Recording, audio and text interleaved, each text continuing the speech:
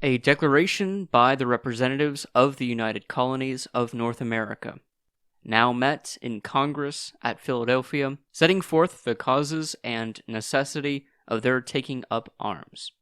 If it was possible for men who exercised their reason to believe that the divine author of our existence intended a part of the human race to hold an absolute property in and an unbounded power over others, marked out by his infinite goodness and wisdom as the objects of a legal domination never rightfully resistible, however severe and oppressive the inhabitants of these colonies might at least require from the Parliament of Great Britain some evidence that this dreadful authority over them has been granted to that body, but a reverence for our great Creator, principles of humanity, and the dictates of common sense must convince all those who reflect upon the subject. That government was instituted to promote the welfare of mankind, and ought to be administered for the attainment of that end. The legislature of Great Britain, however, stimulated by an inordinate passion for a power not only unjustifiable, but which they know to be peculiarly reprobated by the very constitution of that kingdom, and desperate of success in any mode of contest where regard should be had to truth, law, or right, have at length, deserting those, attempted to effect their cruel and impolitic purpose of enslaving these colonies by violence, and have thereby rendered it necessary for us to close with their last appeal from reason to arms. Yet, however blinded that assembly may be by their intemperate rage for unlimited domination, so too slight justice and the opinion of mankind, we esteem ourselves bound by obligations of respect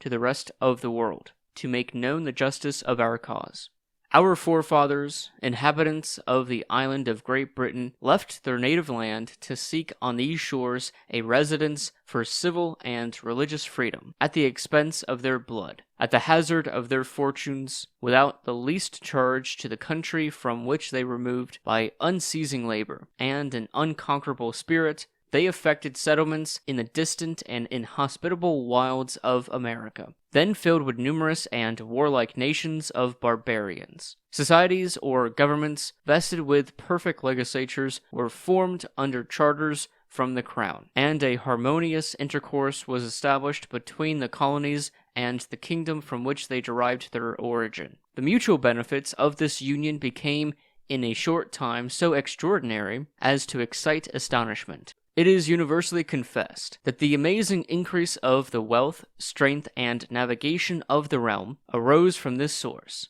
and the minister who so wisely and successfully directed the measures of Great Britain in the late war publicly declared that these colonies enabled her to triumph over her enemies. Towards the conclusion of that war, it pleased our sovereign to make a change in his counsels. From that fatal moment, the affairs of the British Empire began to fall into confusion, and gradually sliding from the summit of glorious prosperity to which they had been advanced by the virtues and abilities of one man, are at length distracted by the convulsions that now shake it to its deepest foundations. The new ministry, finding the brave foes of Britain, though frequently defeated, yet still contending, took up the unfortunate idea of granting them a hasty peace, and of then subduing her faithful friends. These devoted colonies were judged to be in such a state as to present victories without bloodshed, and all the easy emoluments of statutable plunder, the uninterrupted tenure of their peaceable and respectful behavior from the beginning of colonization, their dutiful, zealous, and useful services during the war, though so recently and amply acknowledged in the most honorable manner by His Majesty, by the late King, and by Parliament, could not save them from the meditated innovations. Parliament was influenced to adopt a pernicious project, and assuming a new power over them, have, in the course of 11 years, given such decisive specimens of the spirit and consequences attending this power, as to leave no doubt concerning the effects of acquiescence under it. They have undertaken to give and grant our money without our consent, though we have ever exercised an exclusive right to dispose of our own property. Statutes have been passed for extending the jurisdiction of courts of admiralty and vice-admiralty beyond their ancient limits, for depriving us of the accustomed and inestimable privilege of trial by jury in cases affecting both life and property, for suspending the legislature of one of the colonies, for interdicting all commerce to the capital of another, and for altering fundamentally the form of government established by charter and secured by acts of its own legislature, solemnly confirmed by the Crown, for exempting the murderers of colonists from legal trial, and, in effect, from punishment, or erecting in a neighboring province, acquired by the joint arms of Great Britain and America, a despotism dangerous to our very existence, and for quartering soldiers upon the colonists in time of profound peace. It has also been resolved in Parliament that colonists charged with committing certain offenses shall be transported to England to be tried. But why should we enumerate our injuries in detail? By one statute, it is declared that Parliament can of right make laws to bind us in all cases whatsoever. What is to defend us against so enormous, so unlimited a power? Not a single man of those who assume it is chosen by us, or is subject to our control or influence. But, on the contrary, they are all of them exempt from the operation of such laws, and an American revenue, if not diverted from the ostensible purposes for which it is raised, would actually lighten their own burdens, in proportion as they increase ours. We saw the misery to which such despotism would reduce us. We, for 10 years, incessantly and ineffectually besieged the throne as supplicants. We reasoned, we remonstrated with Parliament in the most mild and decent language.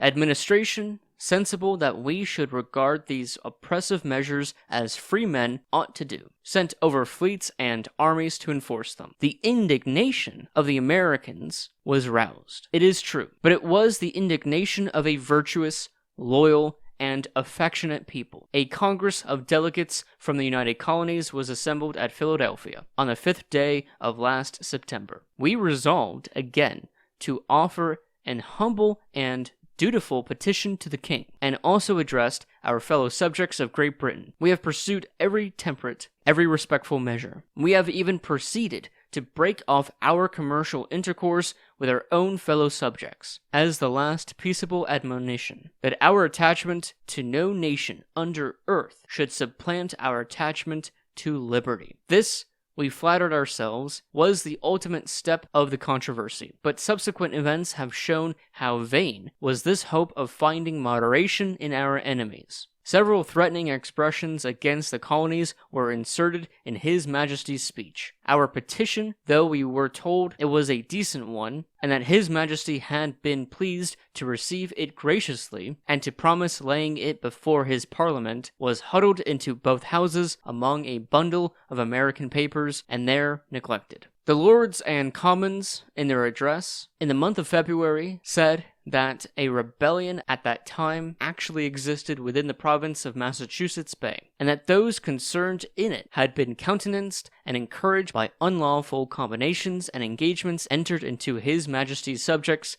in several of the other colonies. And therefore, they besought His Majesty that he would take the most effectual measures to enforce due obedience to the laws and authority of the Supreme Legislature. Soon after, the commercial intercourse of whole colonies with foreign countries and with each other was cut off by an act of Parliament. By another, several of them were entirely prohibited from the fisheries in the seas near their coasts, on which they always depended for their sustenance, and large reinforcements of ships and troops were immediately sent over to General Gage. Fruitless were all the entreaties, arguments, and elegance of an illustrious band of the most distinguished peers and commoners, who nobly and strenuously asserted the justice of our cause, to stay or even to mitigate the heedless fury with which these accumulated and exampled outrages were hurried on. Equally fruitless was the interference of the city of London, of Bristol, and many other respectable towns, in our favor. Parliament adopted an insidious maneuver, calculated to divide us, to establish a perpetual auction of taxations where colony should bid against colony, all of them uninformed what ransom would redeem their lives, and thus to extort from us, at the point of a bayonet, the unknown sums that should be sufficient to gratify, if possible to gratify,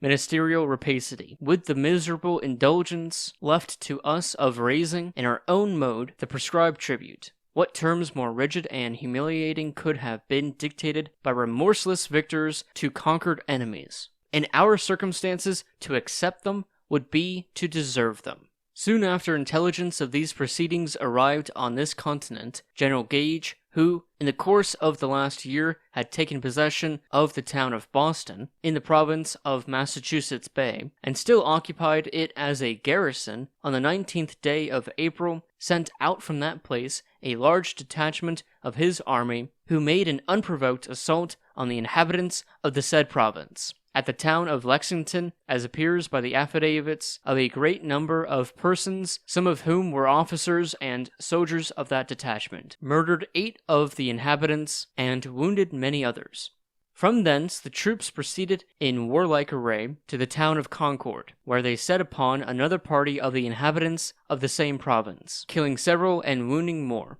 until compelled to retreat by the country people suddenly assembled to repel this cruel aggression. Hostilities, thus commenced by the British troops, have been since prosecuted by them without regard to faith or reputation. The inhabitants of Boston, being confined within that town by the general, their governor, and having, in order to procure their dismission, entered into a treaty with him, it was stipulated that the said inhabitants, having deposited their arms with their own magistrates, should have liberty to depart, taking with them their own effects. They accordingly delivered up their arms, but in open violation of honor, in defiance of the obligation of treaties, which even savage nations esteemed sacred. The governor ordered the arms deposited as aforesaid, that they might be preserved for their owners, to be seized by a body of soldiers, detained the greatest part of the inhabitants in the town, and compelled the few who were permitted to retire to leave their most valuable effects behind.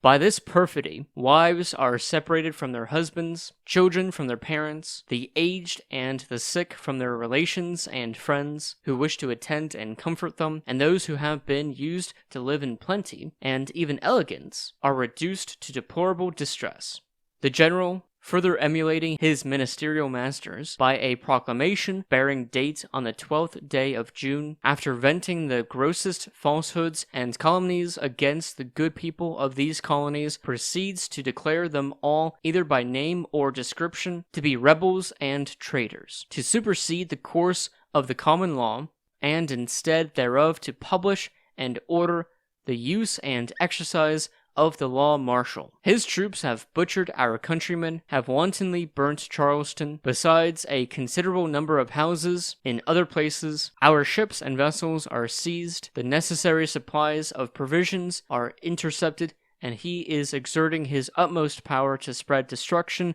and devastation around him. We have received certain intelligence that General Carleton, the governor of Canada, is instigating the people of that province and the Indians to fall upon us, and we have but too much reason to apprehend that schemes have been formed to excite domestic enemies against us. In brief, a part of these colonies now feel, and all of them are sure of feeling, as far as the vengeance of administration can inflict them, the complicated calamities of fire, sword, and famine. We are reduced to the alternative of choosing an unconditional submission to the tyranny of irritated ministers, or resisting by force. The latter is our choice. We have counted the cost of this contest, and find nothing so dreadful as voluntary slavery. Honor, justice, and humanity forbid us tamely to surrender that freedom from which we received from our gallant ancestors, and which our innocent posterity have a right to receive from us. We cannot endure the infamy and guilt of resigning succeeding generations to that wretchedness which inevitably awaits them, if we basely entail heredity bondage upon them. Our cause is just. Our union is perfect. Our internal resources are great, and, if necessary, foreign assistance is undoubtedly attainable. We gratefully acknowledge as signal instances of the divine favor towards us, that his providence would not permit us to be called into a severe controversy until we are grown up to our present strength, had been previously exercised in warlike operations, and possessed of the means of defending ourselves. With hearts fortified with these animating reflections, we most solemnly, before God and the world, declare that, exerting the utmost energy of those powers which our beneficent Creator hath graciously bestowed upon us, the arms we have been compelled by our enemies to assume, we will, in defiance of every hazard, with unabating firmness and perseverance, employ for the preservation of our liberties, being, with one mind, resolved to die free men rather than live slaves. Lest this declaration should disquiet the minds of our friends and fellow subjects in any part of the empire, we assure them that we mean not to dissolve that union which has so long and so happily subsisted between us, and which we sincerely wish to see restored. Necessity has not yet driven us into that desperate measure, or induced us to excite any other nation to war against them. We have not raised armies with ambitious designs of separating from Great Britain and establishing independent states. We fight not for glory or for conquest. We exhibit to mankind the remarkable spectacle of a people attacked by unprovoked enemies without any imputation or even suspicion of offense. They boast of their privileges and civilization, and yet prefer no milder conditions than servitude or death. In our own native land, in defense of the freedom that is our birthright, and which we ever enjoyed till the late violation of it, for the protection of our property, acquired solely by the honest industry of our forefathers and ourselves, against violence actually offered, we have taken up arms. We shall lay them down when hostilities shall cease on the part of the aggressors, and all danger of their being renewed shall be removed, and not before.